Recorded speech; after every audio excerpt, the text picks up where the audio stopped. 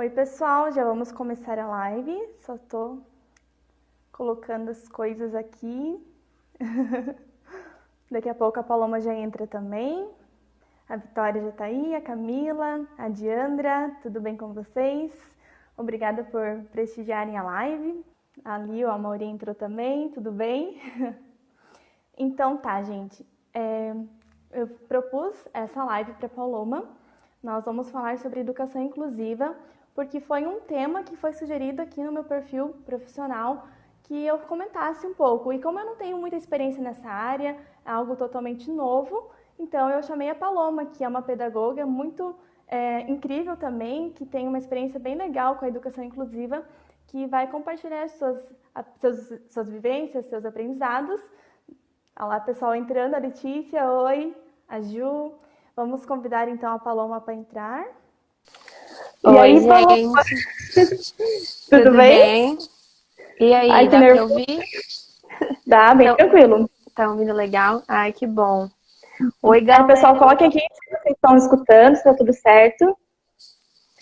Oi, Ju, saudade da gordinha. Ah, Fábio. Saudade, Fábio, meu Deus.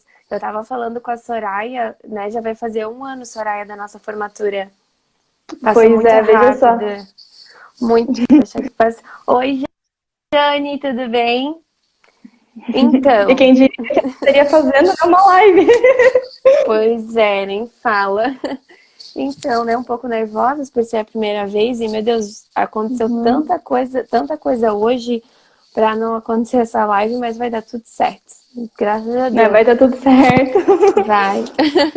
A A Gabi Gabi entrou também. também estudou com a gente já, né, Gabi? Muito legal. Então, Então tá. eu me chamo Quer se Paloma apresentar Duarte. aí? Vou. Para quem não me conhece, né, do perfil da Soraya, eu tenho 23 anos e eu moro em Barra Velha e a gente estudou junto na Univille. A gente se for...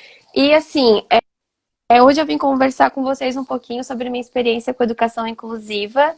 Eu já trabalho na área da educação tem uns 6 para 7 anos. Comecei a trabalhar um pouco antes de começar a faculdade e eu sempre gostei bastante. Moro em Barra Velha atualmente, trabalho aqui pela prefeitura, no CI Daniele Ramon. Até ali a Cláudia e a Andressa, que trabalham comigo, estão aí na live. Oi, meninas! Então, espero que hoje a gente possa ter uma conversa bem agradável para a gente estar ainda falando um pouquinho sobre as nossas vivências, né?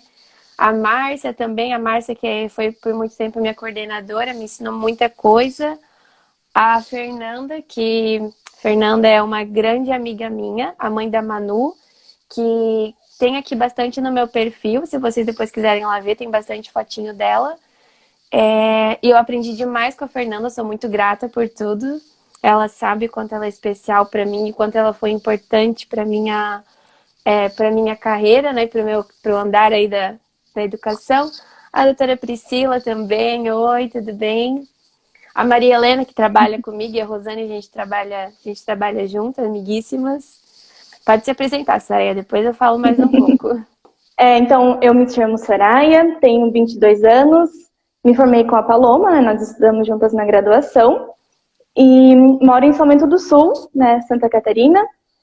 E eu comecei na educação, na verdade, esse ano. As minhas únicas experiências antes de começar a trabalhar como professora mesmo foram os estágios curriculares supervisionados na faculdade. E agora, né, eu comecei esse ano como professora de um contraturno escolar, que foi uma experiência muito bacana, mas como começou toda a pandemia e tudo mais, né, a minha experiência ela foi bem rápida, né? E é por isso mesmo que eu quis convidar uma pessoa que já tem mais experiência para falar sobre o assunto, para a gente trocar ideias, trocar as nossas vivências. Pois é, gente, nós estamos com as nossas colinhas, tá tudo certo aí, falamos, porque a minha já tá aqui Tudo embaixo. certo. Então, se a gente Importante, ficar olhando né? para o lado, para baixo, a gente está seguindo o nosso roteiro aqui para não esquecer de nada importante. E nós vamos abordar aqui na nossa live questões sobre educação inclusiva, explicar um pouco a diferença entre educação especial e educação inclusiva, desculpa. Também vamos falar, a Paloma vai falar da experiência dela, vai nos contar um pouquinho das dificuldades da educação inclusiva, e aí nós vamos conversando. Então vamos lá? E Vamos assim, né? Quem sabe faz ao vivo, quem não sabe aprende ao vivo mesmo e tá tudo certo, né? para Se a gente cometer uma classe aí, perdoa aí, gente. para tudo tem uma primeira vez, né, amiga? A Sara É verdade. também entrou aí, que estudou com a Clara, gente. saudades. Tem É muito bastante gente legal. entrando. Tá bem legal a gente ver, né, pessoas que estavam com a gente nessa caminhada aí desde a época da Uhum. faculdade, hoje todo mundo já em sala de aula. É muito legal ver o nosso amadurecimento de quando a gente começou lá no primeiro ano, que, meu Deus, né? Se for Ver como a comparar a gente. pessoa que entrou na faculdade e a pessoa que saiu, totalmente diferente, né? Muito Verdade. amadurecimento. Essas apresentações de trabalho tá diferente. Se Diferente. a- É um cabelo, Pior que é. é um tabelão diferente, né? Se a Cintia ver, ia ficar orgulhosa. Tabelão 2.0. Vamos fazer de tudo para deixar as nossas professoras orgulhosas aí. É isso aí. Vamos começar a nossa live, então, explicando um pouco a diferença entre os conceitos de educação especial e educação inclusiva, né? Para depois começar a falar também da tua experiência, das dificuldades propriamente dita. Tá bom? Então, vamos lá. A educação especial, ela se refere a um ambiente em que está preparado para receber as crianças e jovens com deficiência. Então, geralmente é um ambiente destinado para isso, como a paz ou até mesmo a sala do AE, que falou Atendi... Atendimento educacional educacional especializado. especializado aqui. E a educação inclusiva, não ao contrário, mas tem uma pegada um pouco diferente, porque ela tem a proposta de realmente incluir as crianças numa escola regular, em uma sala de aula com demais crianças que não tenham a mesma deficiência ou alguma deficiência igual a essa criança que está sendo incluída. Então, basicamente, essas são as duas diferenças, né? Aqui nós vamos falar sobre educação inclusiva, mas também talvez vamos pegar alguma pincelada da educação especial. E, para isso, eu vou pegar aqui algumas perguntas que nos mandaram. Inclusive, se vocês tiverem perguntas, sugestões, desabafos, vocês podem colocar aqui nos comentários que nós vamos acompanhando, né? Para também comentar aqui na live. Deixa eu dar oi aqui para Helena, que também estudou com a gente, né, Helena? Ela tá aí, não vi que ela entrou. A Stephanie também. A minha cunhada de coração. A Maria Antônia, que a gente trabalha junto também. A Mariana, que é minha amiga. Oi, galera. Obrigada por estar aí assistindo. Então, vamos lá, algumas perguntinhas. Também vou aproveitar e dar um oi aí para minha prima, André, que está assistindo. Para a Ju, que entrou agora, estou cuidando das crianças dela, os amores. Obrigada por estar aqui conosco. Nós fizemos, assim, a nossa live, o nosso roteiro baseado muito nas perguntas que vocês mandaram, nas sugestões que vocês foram passando pra gente no direct, nas caixinhas de perguntas, e para que a gente possa realmente conversar de acordo com aquilo que vocês têm interesse, né? A Bruna, no seu perfil, ela perguntou como você escolheu lidar com a educação inclusiva. Vamos começar do início perguntando, né, como que você escolheu essa área, como que você se encontrou na educação inclusiva? Então, desde cedo, né, eu trabalho na educação e eu sempre admirei bastante a educação inclusiva, mas nunca pensei que eu fosse de fato trabalhar com isso. Como a maioria dos professores que começam se apaixonam pela alfabetização e comigo não foi diferente. Gostava muito de alfabetização, mas em 2018 muita coisa mudou na minha vida. Eu mudei de emprego, meu pai ficou doente, então muita coisa mudou. E comecei a trabalhar com educação especial e para mim foi assim uma coisa extremamente mágica. Me apaixonei de uma forma que eu não consigo colocar em palavras. Por isso que eu acredito que quando é para ser, eu sempre falo que não fui eu que escolhi, eu fui escolhida. E daí assim, o mais incrível foi porque, como eu falei, meu pai, né, ele tinha uns problemas. E tudo que eu fazia em casa eu tinha que fazer na escola também. Então era questão de gastrostomia, sonda, fralda, cadeira de roda. Então acabou sendo um aprendizado em dose dupla. Então hoje eu posso afirmar assim que eu sou uma professora antes de tudo isso e uma professora depois. Porque eu acredito que tudo que acontece tem um objetivo, né? Então se tudo isso aconteceu foi para que hoje eu me tornasse uma professora diferente, uma professora melhor, mais atenciosa, com um olhar diferente, mais responsável também, com aquele olharzinho especial para a criança que a gente sempre tem que ter, né? Então foi basicamente por isso, não sei, foi amor. E eu me apaixonei muito, as primeiras crianças que eu tive, até estar aqui a Ju, né, que é a mãezinha da Milena, a Fê, que é a mãe da Manu, o Igor, foram crianças que me cativaram demais, eu sou apaixonada até hoje. E eu acredito que eles foram elos, sabe, para me ligar nessa paixão que eu tenho hoje. Então, basicamente é Então, isso. Foi de coração, assim, foi de praticamente, coração. praticamente a educação inclusiva que te encontrou, então. É importante também ressaltar que a educação inclusiva ela tem uma lei também que regulamenta não só a educação inclusiva, mas o acesso às pessoas com deficiência como um todo, né? Que é a Lei 13.146, que ela institui a Lei de Inclusão de Pessoas com Deficiência, que tem como objetivo assegurar todos os direitos das pessoas com deficiência, né? Entre as coisas que são faladas nessa lei, tem os termos de acessibilidade, explicando o que é e como promover, o desenho universal, que é alguma coisa que nós vamos comentar mais para frente, as tecnologias assistivas, que são tão importantes, principalmente na questão do ambiente escolar, né, da educação das crianças, e também comenta sobre as barreiras, né, que existem muitas barreiras, na educação em si já tem muitas barreiras, mas quando nós falamos de educação inclusiva, tem algumas barreiras além, né, que são impostas ali, que nós precisamos, enquanto profissionais da educação, saber superá-las, né. Então, é por isso mesmo que, também pegando o gancho de uma pergunta aqui, que foi feita, né, quais foram as suas principais dificuldades nesse início, e que ainda continua tendo, né, em questão da educação inclusiva? Então, quando a gente entra para esse mundo totalmente, né, diferente do que a gente é acostumado, que a gente vê, tem muitas barreiras, mas eu acredito que para mim a maior barreira foi vencer a falsa inclusão que existe muito nas escolas.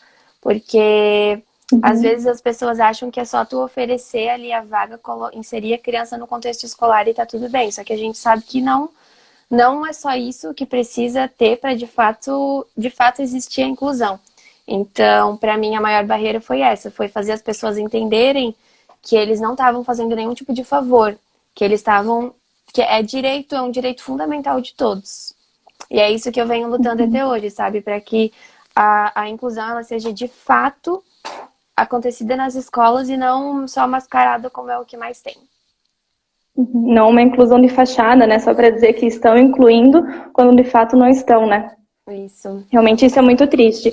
E já entrando também nessa questão da inclusão e das dificuldades nas escolas, tem uma pergunta da Júlia Verli que fala, né, quais os maiores desafios para a plena efetividade da educação inclusiva em escolas públicas.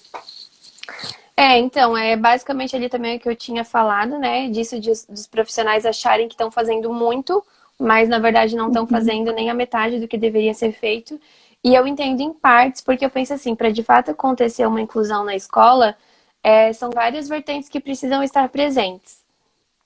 Mas lembrando que não depende só de um, depende de todo um conjunto. Porque quando tem comprometimento de toda uma rede, seja da escola, seja da família, o trabalho vai acontecer de forma mais natural. Então eu penso assim, em primeiro lugar, especialização. Não adianta eu colocar lá criança na sala de aula com deficiência e eu não ter professor especializado para isso. Mas também o professor ele precisa se interessar. Então, se eu recebo uma criança com deficiência, eu não posso ficar esperando cair do céu um curso, cair alguma coisa assim. Eu ir atrás, eu preciso pesquisar, eu preciso buscar, porque eu sou o maior interessado no meu aluno, sou eu. Então, se eu quero ver avanço dele, eu preciso ir buscar. Então, esse é um dos pontos principais. E qualidade no ensino. Só que assim, se eu sou uma professora bem preparada, consequentemente, o meu ensino vai ter qualidade. Boas condições também, isso se refere à questão de arquitetônica, o espaço, inclusão em tudo, tecnologia assistiva, então são todos contextos que contribuem para uma educação de mais qualidade, né? Uma educação de fato inclusiva, mas eu digo, volto na tecla que principalmente a boa vontade dos profissionais de fazer por essa criança, porque às vezes acaba ficando só nas costas dos segundos professores.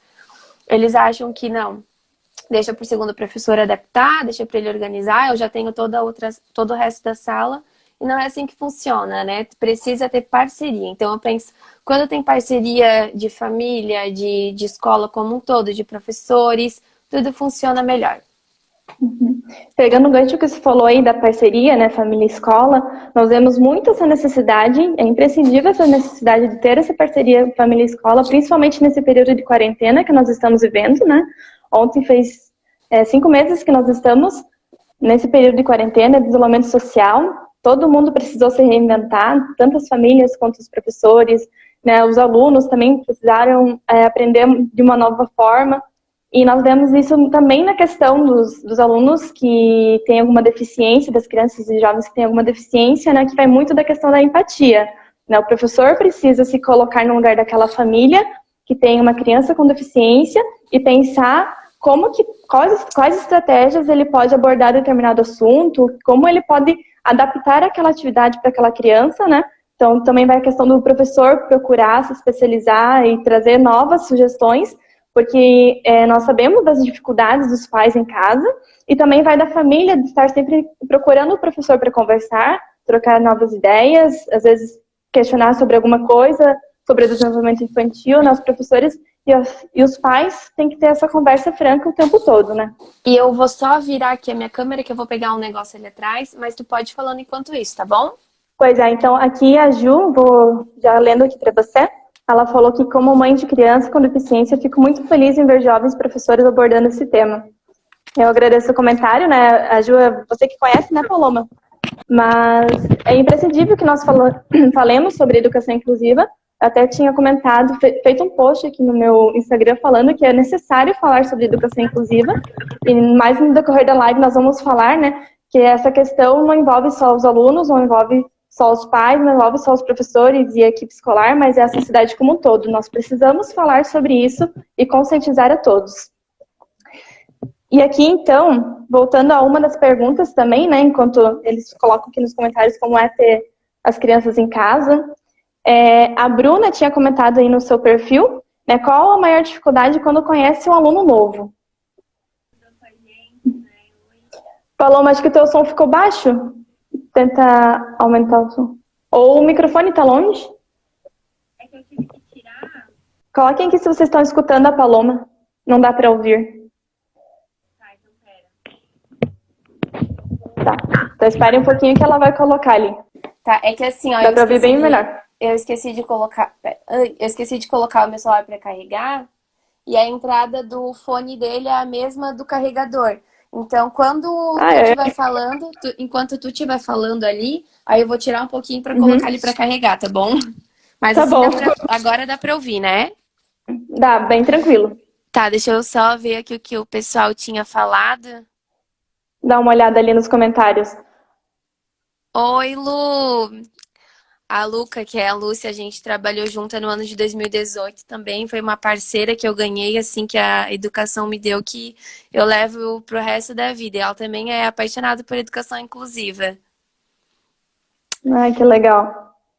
Tá, então voltamos ali na pergunta, né? Que era... Qual que era a pergunta mesmo? Assim, a pergunta é da Bruna, ela fez no seu perfil, né? Qual a maior dificuldade quando você conhece um aluno novo? Ah, sim. Então, para mim, é a expectativa. A expectativa que a gente coloca em cima de todo o processo, porque não tem como, né? Quando a gente começa uma coisa, fica bastante expectativa. Só que a gente tem que entender que esse processo nem sempre ele vai acontecer da forma que a gente espera. Alguns são mais demorados, outros não. Por isso que a gente tem que ter bem trabalhado isso na nossa cabeça, que cada criança tem o tempo dela. E às vezes, no nosso olhar, a criança não desenvolveu, mas com certeza ela está desenvolvendo. Cada pequeno passo é uma grande vitória. Então, eu acredito que é a expectativa. Essa questão de cada pequeno passo é você saber você conhecer o seu aluno e saber, né, o desenvolvimento dele, acompanhar ele desde o início. E aí você consegue ver que realmente, se você comparar com outras crianças, talvez não desenvolveu tanto quanto as outras, mas cada criança é diferente, né? Então tem o seu desenvolvimento singular. É isso mesmo. Ali, ó, a Luca falou, temos que ter persistência sempre. É verdade, é verdade. Tá, e daí você comentou ali sobre a questão da falsa inclusão, né? E eu pergunto para você como de fato incluir. E também aproveito para colocar a pergunta da Gabi, que é no quesito inclusão. Tem muita diferença entre público e particular? Então, essa é uma questão meio complexa, porque ela vai depender muito, vai depender de várias coisas. Eu acredito que nenhum lugar vai ser igual ao outro, nenhuma escola, nenhuma rede de ensino vai ser totalmente igual à outra. Cada rede, cada escola e cada professor, ele precisa aprender a trabalhar a partir da sua realidade, a partir das condições que ele tem. Mas lembrando que sempre o que faz o bom trabalho é um bom profissional. Então, se eu sou uma boa profissional, eu vou conseguir sim fazer um bom trabalho mesmo com pequenas condições. Que infelizmente a gente sabe, né? Ainda mais a gente, Soraya, que é de cidade pequena, assim, né? Nem sempre tem Uhum. tudo. Mas a gente tem que saber trabalhar a partir daquilo que a gente tem. E entre a questão de diferença de particular e de público, assim, eu nunca trabalhei na rede particular nessa questão de inclusão, então não tenho muita propriedade para falar. Hoje eu trabalho na rede pública. É claro que tem muitas coisas que tem para melhorar, mas eu acho uma educação muito boa, sabe? A gente frequentemente recebe cursos, recebe especializações. Nós temos os coordenadores também que estão sempre disponíveis para dar qualquer tipo de assistência. Tem aqui no nosso município também equipe multidisciplinar, que tem fono, que tem TO. Então sempre acaba, né, para dar o melhor atenção para a criança. Você comentou ali, né, que muitas vezes não tem estrutura ou não tem, né, o ambiente muito preparado para receber essas crianças, mas como você falou, vai muito do professor querer procurar novas formas, se especializar, buscar alguma coisa que com certeza com a criatividade que os professores têm, dá para fazer muita coisa bacana com pouco recurso. É verdade. A Ju falou aqui, não podemos esquecer o quanto as crianças típicas aprendem com as crianças atípicas. E é uma verdade, Ju. Depois a gente vai falar mais um pouquinho sobre isso. Porque isso, assim, é o que eu mais eu acho incrível na educação inclusive é isso, sabe? É o ensinamento que as próprias crianças dão. Deixa eu só ver quanto que tá aqui, pera. 8%, esqueci de carregar. Acontece, mas demorou muito para voltar a luz aí na tua casa, falando dos transtornos de hoje? Meu Deus, guria, demorou. Não, e daí, depois quando ele arrumou, ele ainda cortou o fio da internet, né? Então eu tô só com a internet do celular. Então essa live era para acontecer mesmo, você É. foi era para acontecer. Oi, Laís, tudo bem? A Laís também trabalha comigo. Ai, que bacana, o pessoal entrando, acompanhando. Isso é muito bom, né? A gente vê pessoas que estão do nosso convívio, que estão nos apoiando, e com certeza isso faz muita diferença no nosso trabalho. Verdade. Aqui, então, enquanto você carrega um pouquinho do seu celular, né? Uma coisa que vou colocar aqui você. um pouquinho, tá? Vou colocar um Tá, pouquinho aqui. beleza. Você comentou ali das diferenças entre público e particular, né, e tudo mais, que muito vai do professor, mas também a questão dos recursos é importante, a questão das tecnologias assistivas também é muito importante. Isso, inclusive, está na lei de inclusão, as tecnologias assistivas, o quanto elas são importantes para o bom desempenho do trabalho do professor, mas nem sempre nós temos elas disponíveis para trabalhar. E uma das coisas que, uma dúvida minha mesmo, né, nós já havíamos comentado um pouquinho antes de começar a live, mas, assim, nós temos ambientes que trabalham com educação especial, que são ambientes destinados propriamente para receber crianças e jovens, e até mesmo adultos, né, com deficiência, e então são ambientes propriamente preparados para isso, como, por exemplo, as APAES, né, ou também as salas lá do AEE e tudo mais, mas também, em contrapartida, nós temos a educação inclusiva, que tem como principal intuito incluir as crianças nas escolas regulares com as demais crianças que não têm nenhum tipo de deficiência. E aí eu te pergunto, o que você acha melhor? Você acha melhor que as crianças sejam inseridas em ambientes propriamente destinados para a educação especial, ou você acha melhor inseri-las num ambiente escolar regular? Trocando aqui. O meu é a mesma entradinha. Então, eu acredito que a criança ela deve ser atendida onde ela melhor possa se desenvolver. Quem que vai falar isso? Não somos só nós, né? Os médicos, são os terapeutas, os psicólogos. Então tem que ser feita toda uma investigação para ver aonde melhor ela pode se desenvolver. Seja na PAI, seja na escola. Lembrando também que geralmente a criança, quando ela frequenta a escola, ela também às vezes frequenta a PAI, ou outros tipos de terapia, o que é muito importante. Então, basicamente é isso. A criança ela tem que estar onde ela melhor possa se desenvolver. Mas em qualquer um dos ambientes, a qualidade, a inclusão, a garantia tem que estar presente. E assim, partindo para algumas outras perguntas, pode tirar e trocar, colocar o carregador, se você quiser um pouquinho. Tá. Nós tivemos mais participações, assim, que nos mandaram propriamente no direct, ou, enfim, desabafos. E ali, uma das perguntas que era da Diandra é como os alunos com deficiência devem ser avaliados, e isso difere para professor de professor para professor, porque nós sabemos que, enquanto profissionais de educação, nós precisamos avaliar constantemente os nossos alunos, né? Não apenas na questão de nota, né, mas principalmente na questão do desenvolvimento deles. E aí, quando a gente fala em crianças com deficiência, como que isso funciona na prática? Como que elas devem ser avaliadas? Então, respondendo a pergunta ali, né? A criança, toda criança, ela deve ser avaliada dentro das suas potencialidades, dentro da realidade dela. Eu não posso querer avaliar a criança A do mesmo jeito que eu avalio a criança B, sendo que ela tem potencialidades e necessidades diferentes. Então, eu preciso ter esse olhar clínico com cada criança. Por exemplo, eu tinha um aluno... Eu tinha um aluno no ano passado que ele não se comunicava, ele não falava assim, né? Mas ele gritava. Gritava. Se a Rô tá aí, ela sabe quem é. Ele gritava bastante. Só que a gente acabou já identificando os gritos dele. Então a gente sabia o que era um grito de fome, o que era um grito de bravo, o que era um grito. A gente sempre sabia identificar. Então como é que eu vou falar que esse meu aluno não desenvolveu a comunicação dele, sendo que ele estava sim se comunicando dentro das potencialidades da realidade dele? Então, quando a gente for avaliar uma criança, a gente tem que ter essa noção de sempre respeitar o tempo dela, respeitar o momento, respeitar a bagagem que ela já traz, respeitar a potencialidade. Nunca comparar, mas sempre eu tenho um olhar mais atento para a criança. A Rô falou ali que sim, porque essa criança, né, ela era nossa no passado, e no começo foi bem difícil, mas, meu Deus, hoje, graças a Deus, ele se desenvolveu muito. E como nós ficamos felizes quando a gente percebe o desenvolvimento dos nossos alunos, né? Mesmo que seja pouco, Demais. mas como nós estamos ali, né, todos os dias com eles, nós conseguimos ver um desenvolvimento muito grande, né? Como você falou ali, gratificante. Ele conseguia se comunicar. Então, é uma coisa muito gratificante, né? Realmente, a educação, ela tem essa questão, né, de ter momentos em que você se sente muito bem simplesmente porque você conseguiu propor algum tipo de desenvolvimento para os seus alunos. Verdade. E assim, nós falamos o que é a educação inclusiva, você comentou ali sobre a sua experiência, mas eu gostaria de saber também, é uma pergunta da Bruna, né? O que significa a educação inclusiva para você? Olha, eu fiquei hoje pensando o dia inteiro nessa pergunta, porque para mim é uma coisa muito exata, mas é difícil colocar em palavras, sabe? Porque pensando assim... É bem complicado.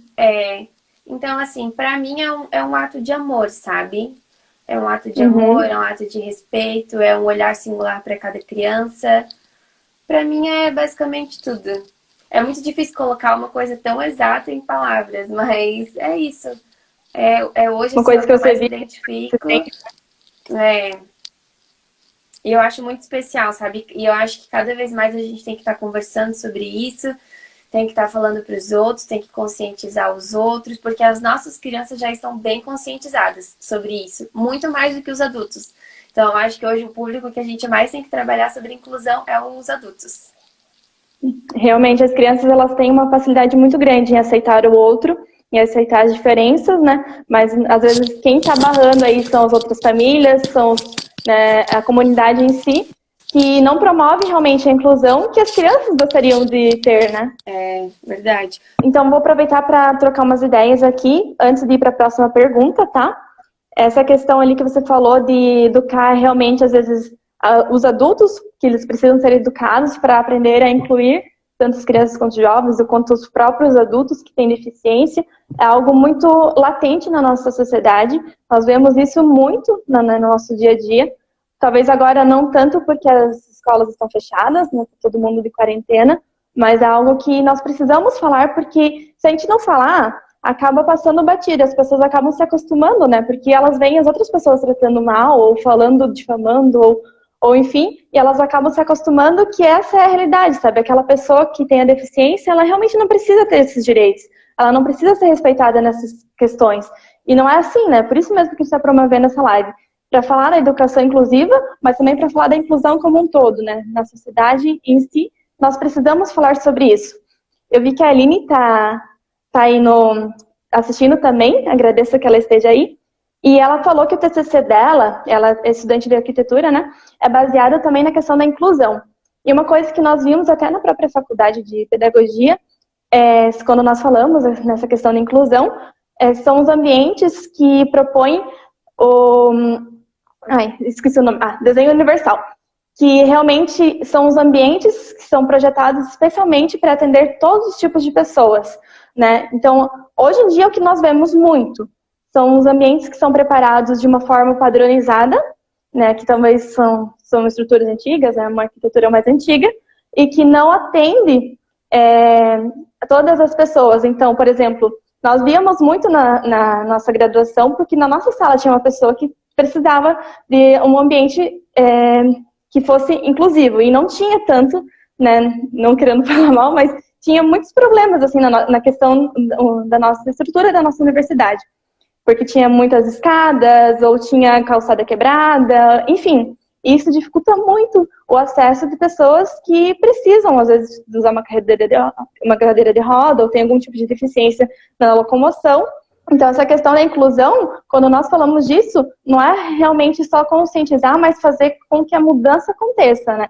Que os profissionais que agora estão se graduando, por exemplo, em arquitetura, em engenharia, comecem, claro que isso já é um movimento mais antigo, mas que continuem esse movimento de propor o desenho universal em todas as circunstâncias, para que as pessoas que têm essa necessidade, né, que têm alguma deficiência, que elas consigam chegar no lugar que elas querem e não precisar se adaptar a esse lugar, porque o lugar já está adaptado a elas, né? Acredito que esse é o principal conceito de desenho universal e é uma coisa que nós precisamos defender até nas nossas escolas, né? Quantas escolas são projetadas para aceitar todos os tipos de alunos? Poucas, né? Muitas escolas têm, às vezes, escadas que não abrangem todos os alunos, ou portas que são estreitas que não permitem uma entrada de uma cadeira de rodas, enfim, isso são N problemas, né? Banheiros que às vezes não são adequados com todos os tipos de crianças e jovens que nós podemos receber, e assim vai, né? Ó, a Ju falou, né? Tem muito o que mudar, muito o que se falar. Minha filha é cadeirante e sempre sofremos com a falta de acessibilidade. E realmente é um fato que as pessoas acabam fechando os olhos, né? Elas não querem ver que tem pessoas que nós precisamos incluir. Tem uma pergunta aqui. Como funciona a adaptação de uma criança especial em sala de aula? Assim, com a tua experiência com seus alunos, você consegue comentar um pouquinho sobre isso? Pronto, coloquei. Oi, Prof. Tudo bem? A Prof. Iva entrou. Tudo bem? Oi, Prof. Então, em relação à adaptação das crianças com deficiência nas salas que eu trabalhei, eu sempre procurei fazer de forma mais natural possível. Sempre conversando bastante com as crianças.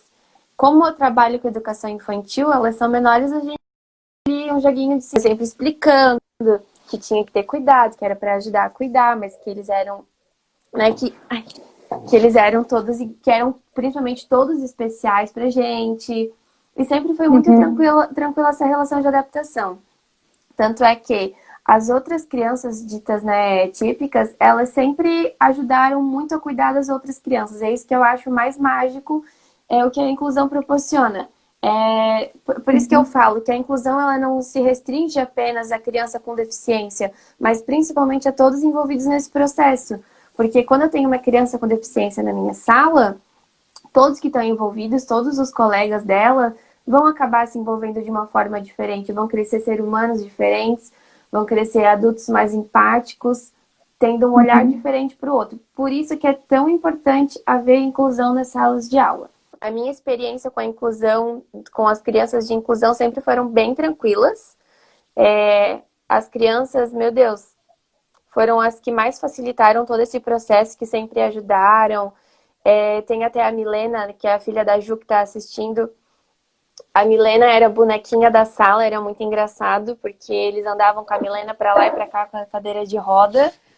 E era muito especial ver. Tanto uma vez, eu estava até lembrando, teve um dia que eles pegaram a cadeira de roda da Milena, colocaram assim na frente do quadro e começaram a escrever o nome da Milena e falaram: ó, Milena, é assim que escreve teu nome, tá? Pra te aprender a escrever. Só que a Milena, ela não enxerga assim, mas pra ver que eles tiveram essa sensibilidade de levar ela, de mostrar como é que funcionava, independente de ela saber ou não. Então eu acho isso muito mágico. Eu acredito que muito da solução para os problemas do mundo é você aprender a pensar como uma criança, né? Ter esse coração mais solidário, ter mais empatia, né? Conseguir se colocar no lugar do outro. né, as crianças ali, né, tentando ensinar. Eu achei uma graça você comentando isso, porque realmente é o que acontece, né? Também, quando eu estava em sala de aula, as crianças, elas eram sempre muito empáticas com os problemas uns dos outros. E isso que é mágico, né, nas crianças, porque elas, parece que quando o ser humano cresce, perde essa sensibilidade de olhar para o outro. E nós não devemos ser assim. Você comentou ali algumas histórias, né? Também, acho que tem uma pergunta aqui, deixa eu dar uma olhada. Você já teve algum problema com pais? Você já teve algum problema com pais que não aceitavam o aluno especial da sua sala de aula? No caso, outros pais que não aceitavam, famílias que vinham reclamar ou falar alguma coisa? Então, não, nunca aconteceu isso não. Os pais sempre foram bem aceitíveis, sempre aceitaram muito bem, mas a gente também sempre buscou conversar, porque sempre acaba tendo criança, né, que acaba batendo, coisa assim. Por exemplo, ano passado a gente tinha uma criança que quando ela ficava muito nervosa, ela partia pra cima, ela brigava, mordia. Então a gente só buscava explicar para os pais para ter um pouquinho assim mais de paciência, mas eles sempre entenderam, nunca tivemos nenhum tipo de problema em relação a isso, sempre foi bem tranquilo, sabe? Graças a Deus, assim, mas a gente também sempre buscou conversar bastante. E as próprias crianças sempre entenderam muito. Então, eles mesmos já sabiam que não, a gente tem que tentar entender também a criança. Então, sempre foi muito tranquila essa questão. Soraya, eu acho que daqui a pouco vai desligar meu celular. Mas eu acho que eu já vou finalizando, Soraya. Eu só queria falar mais um negócio aqui rapidinho. Que a gente, né, fala que a educação inclusiva ela é importante não só para dentro da sala de aula, mas também para fora. Inclusive, não sei se a Fê tá aí ainda, se a Ju tá aí ainda, mas um exemplo disso é o Pernas Solidárias, que é um projeto de Joinville, até, que eu tive o prazer de poder participar, e assim, é maravilhoso. Quem não conhece, quiser pesquisar, coloca aí Pernas Solidárias, que é a inclusão de pessoas com deficiência no mundo das corridas. Então, a gente fazia uso de triciclos adaptados, colocava o pessoal lá em cima e saía correndo. E era muito legal, foi uma experiência muito bacana. Eu até quero agradecer a Fernanda e a Ju por me apresentarem esse projeto, que com toda certeza, assim, mudou muito o meu olhar com o outro também. Agora eu Que vou bacana, trocar né? aqui, porque senão vai desligar. Tá bom. E é isso mesmo que você falou, né? Quando nós conseguimos entender que a inclusão, ela perpassa, né, não os muros da escola, mas perpassa o ambiente escolar e chega na questão da sociedade em si, como um todo, né? Que em todos os setores da sociedade, a inclusão, ela deve ser defendida, ela deve realmente ser uma pauta de discussões em todos os sentidos, porque quando a gente percebe que a educação inclusiva, ela realmente faz essa diferença na vida das crianças, de todas as crianças e de todos os jovens, como você comentou, as crianças que têm deficiência e as crianças que estão convivendo com essa criança que tem deficiência, o quanto elas crescem mais empáticas, mais solidárias, conseguindo se colocar no lugar do outro, isso é fantástico. E realmente o intuito aqui é de deixar uma mensagem que a questão da inclusão ela chegue a cada pessoa aqui que está nos assistindo, né, que tenham essa questão, né, que a partir de hoje nós devemos ser cada vez mais pessoas solidárias e atentas à inclusão, à necessidade do outro. Porque a questão principal é que nós consigamos educar a sociedade para ser inclusiva, né, para que realmente todas as situações de preconceito, de discriminação ou de realmente momentos que são constrangedores, eles não parem de acontecer, né? Porque realmente o mundo ele seria muito melhor, como eu comentei, se cada pessoa aqui tivesse o coração de uma criança. Né? Eu acredito que era essa mensagem que nós gostaríamos de passar. Agradecemos a todos que estiveram aqui conosco, que nos ouviram, que participaram aqui no chat, né? Que realmente nós possamos levar essa construção para frente, né? Então, seria isso, Paloma. Tem mais alguma coisa para falar? Então, vou finalizar aqui antes que desligue e eu possa, né, me despedir com... Então, primeiro eu quero agradecer a você, Soraya, por ter feito esse convite, gostei muito. Educação inclusiva é um tema que cada vez mais tem que estar presente no nosso meio, então vamos cada vez mais debater, Vamos já marcar outras lives, a gente vai deixar aí perguntas Ai, pro vamos. pessoal para fazer, porque eu gostei muito. A gente estava nervosa, mas foi muito legal. Meu. Adorei essa experiência. E, enfim, agradecer a todo mundo aqui que tirou um tempinho para assistir, para conversar, para contar um pouquinho das experiências, de como foi. E eu quero falar que eu sou muito grata a tudo isso. A Márcia está comentando também. Sou muito grata à educação e a tudo que ela me proporciona, porque é a partir dela que a gente vai conseguir ver a mudança, sabe, Soraya? Eu acredito que é a partir da educação que o mundo tem salvação. É exatamente isso. Eu também te agradeço, né, por aceitar o convite, por compartilhar as suas vivências. Agradeço a cada um que esteve aqui conosco, né? Foi a primeira live, mas acho que foi, né? Vamos aprendendo e melhorando com o tempo, né? E acredito que é isso, né? Muito obrigada pela participação, obrigada a todos, né? E nos vemos numa próxima.